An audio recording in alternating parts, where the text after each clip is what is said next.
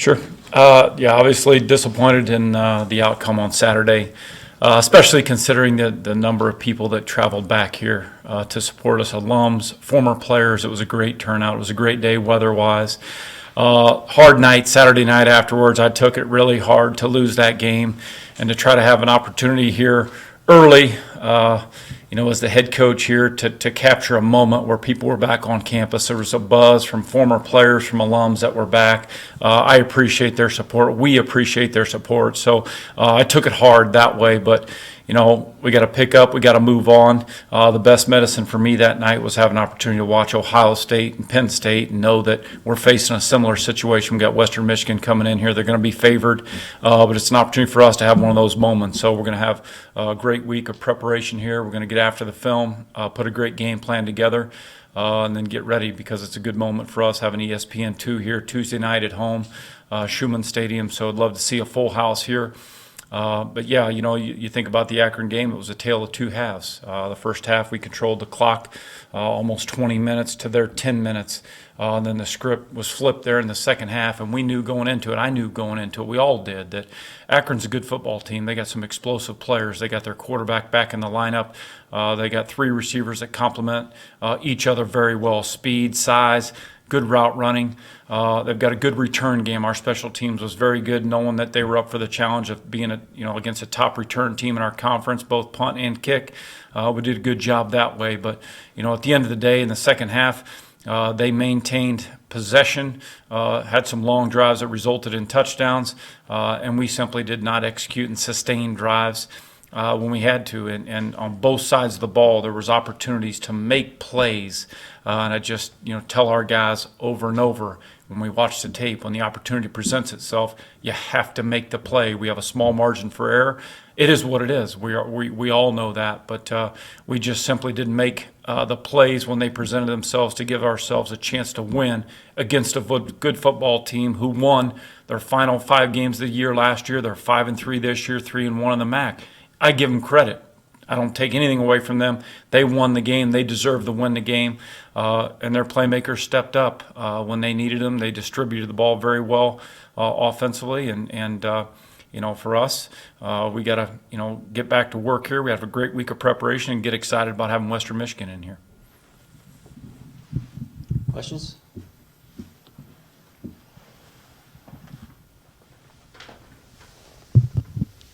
In the second half, when you went back and watched the film, where was it specifically where the defense you thought had the most problems? Well, I don't know that the defense necessarily had problems. Our scheme was fine. It's just their guys, and we got them in some third down and long situations. We got them in some fourth down situations where we were in a position to make a play. And their guy went up and got it, made a play. And those are some of the situations I referenced where when you're in that position, you got to make the play. And for our guys, for me, it's my job to make sure I create the confidence level in practice, the belief in practice. Those guys play with a swagger. They play with confidence in practice.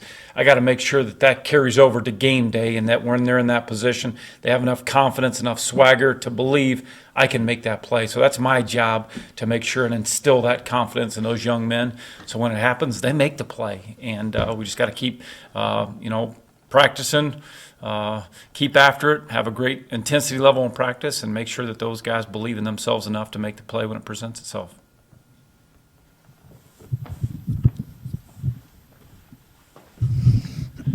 I'll ask again, as I did 2 weeks ago, will Neil start on Tuesday? Yeah, he for 58 minutes, he did a very nice job. We're a work in progress, I would say, passing game wise. And everybody shares in that. We've had some missed opportunities with throws in the passing game. We've had some, whether it's we had 6 shot plays called in the first half the other night, and all 6 of them, the QB pulled it and ran with it, whether it was a release at the line of scrimmage, whether they played coverage, but we called some shot plays. So we're a work in progress passing game. He's a very good weapon, run game-wise, has done a great job. The last 2-minute drive there, the last play of the game, he simply cannot make that. The safety was low into the boundary. We had an in cut. It's first down. You got to throw it away because we're down 10. And worst case, we kick a field goal, we onside kick, and we have an opportunity. So nothing's changed with that. Coach, I wanted to ask too, you talk about the defensive effort and Akron just moving the chains on you a few times. There were a couple penalties that got them a new set of downs, and you guys have been so good this year with not being penalized. So did those kind of sneak up on you there? The hard one for me to accept more than any is the one with Martez, where he was called for targeting. I was disappointed after going back and looking at the tape. I've been on the phone with the commissioner, with the MAC office, with Bill Carollo, the head of officials. I just trying to get an explanation so I can give it to Martez, because he didn't lower his head. It was a bang-bang play, but it appeared to be his shoulder. I know they didn't overturn it. So I just want to be able to give the young man an answer, because he plays the game the right way. We try to take pride in being the least penalty. We try not to have penalties, but yet that's the one that I would say gave them, it's going to be third down. In that situation right there is a critical moment with 5 minutes and 9 seconds, I believe, left in the game. So nothing's going to change about the outcome. I simply want to be able to coach a young man up to let him know what he did wrong. So we'll get that figured out. Martez, a phenomenal, great young man that plays the game the right way. So we'll get that figured out. So did you have an explanation there? And just that, unfortunately, when they looked at it that day, and they decided not to overturn it. When you look back at the tape, the explanation that was given to me was really, hey, it could have gone the other way. Just simply that was a judgment, that was a call made that day. So I just have to accept that, and that's fine. I'll accept that. It's hard. But yet, I'm concerned more than any about a guy like Martez having to miss a half of a game. That's my concern as much as anything else. I know it can't change the outcome of the game we just played, but I'm concerned about Martez having to miss half a game. Sure, and then, offensively, you talk about the kind of downfield passing game being a challenge or something you still have to kind of work out a little bit. But, in the first half, you were so efficient with the short plays, short passes, runs. Well, what changed? I mean, did Akron, were they just trying to take those away? No, I think they controlled the ball, unfortunately. So the first drive we have in the third quarter, 6 plays, then we punt. They controlled the ball for 20 minutes there. They had 4 touchdowns in the second half. So they flipped the script on us. They controlled the ball in the first half, which for us, keeping the ball and maintaining possession in the first half to keep their explosive players off the field and their playmakers off the field, that was critical for us. And the quarterback returned to the lineup. And I think he's a very talented, very good football player that makes a lot of big plays. Is very accurate, throws a good ball, and keeping those guys off the field was our best medicine, our best formula in the first half. And we needed to do that, and they got that drive in the third quarter that was 10 plays to start, and they converted on some third downs. They converted the big play there on fourth down where they scored the next play, and it just we needed to get them off the field, and we needed to maintain and sustain a drive, and we just weren't able to do that. So you give them credit for their execution. On our end, we need to execute better offensively. That is what it is.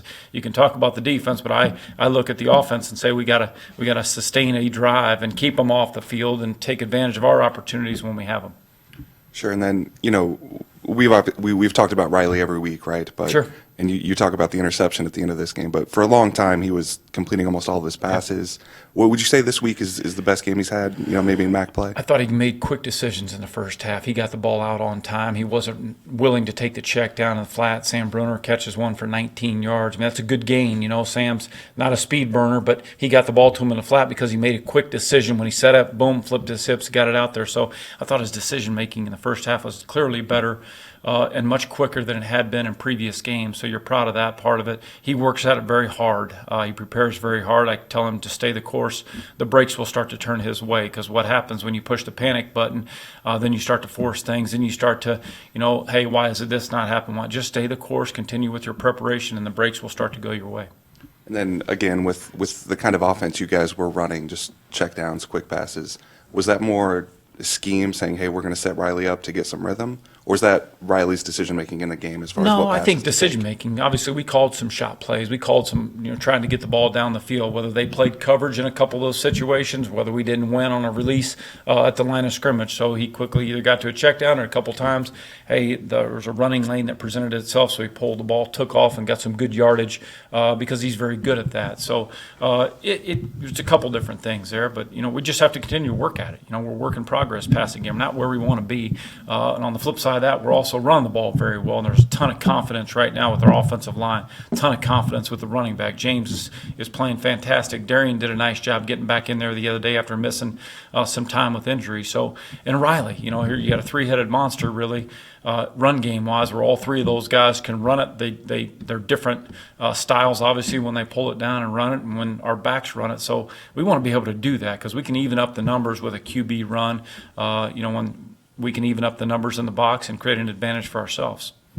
Obviously, you have a few extra days here. Do you use this extra time as maybe extra time to prep for Central Michigan or for Western Michigan, or do you kind of focus on yourself for a few days here? Our coaches are on the road recruiting for these first 2 days here. We got to win. We talked about it yesterday. We got to win these next 2 days. We got to win on the road. We got to win in the schools. We got to win and do a good job of getting recruits in here that can upgrade at all positions.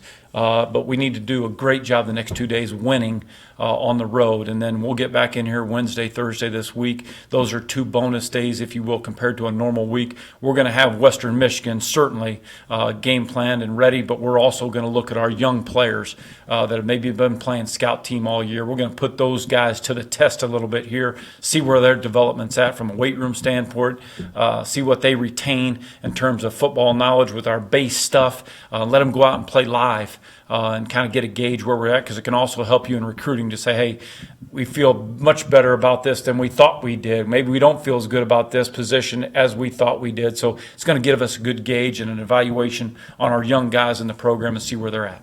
Have you had a chance to watch some Western film? I have.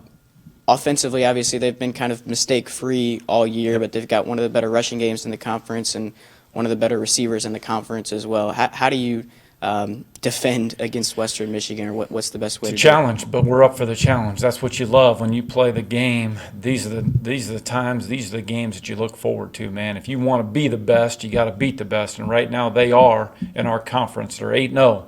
That's great to have that challenge here at Schumann Stadium. We look forward to that. And I give Coach Fleck credit. He's done a great job, as their staff has in recruiting. Got some fantastic players in the building that are performing at a high level. But the first thing you mentioned is the key to all of it is they are winning, clearly, the turnover margin. They don't make mistakes. And when you do that, it doesn't matter what level of football you're at, doesn't matter who you play, doesn't matter what the opponent is. If you can win that, you give yourself a great chance to win more than anything else. And then, yes, they are executing at a high level. They got their running game's been very consistent. Their passing game has complemented the run game very well defensively. They challenge you, man. They challenge you. They're going to play man coverage. They're going to say, hey, our dudes are better than your dudes. That's what they're going to say, and we're fine. Hey, we're going to be up for the challenge. We'll have a great week of preparation. Our guys that are banged up, they should make our trainer, Sean, kick them out of the training room. They need to be in there around the clock when their class schedule allows for it to make sure they get themselves back healthy. This is a great opportunity for us. Corey Davis, their receiver, when you watch him, I think statistically he might go down as one of the best to ever play college football. When you watch him on film, what do you think makes him so polished, special? Man. He is polished. It's easy to see why he's one of the best. When you look at him, not only has he got a great combination of size and speed, but he is an exceptional route runner. He's got a knack for getting open. He understands coverage. He's a very polished receiver. He's got a bright future ahead of him. Yes, we got to contain him, limit his big plays, but when you're a go-to guy and everybody knows it and they know they're throwing the ball, it's impressive to see him come down with some contested balls to make play after play like that. So I give him credit, and they've done a great job. Does he look like a next-level guy to you? He I mean, does. is he an NFL player? Yes. In my opinion, looking at him and having traveled around the country and looking at college football players when I was a scout, he's got all the tools that you would look for to play at that level. And you see receivers, you also love to see the guys that are unselfish, willing to block when that opportunity calls for itself, and he does all those things. So he's a complete receiver.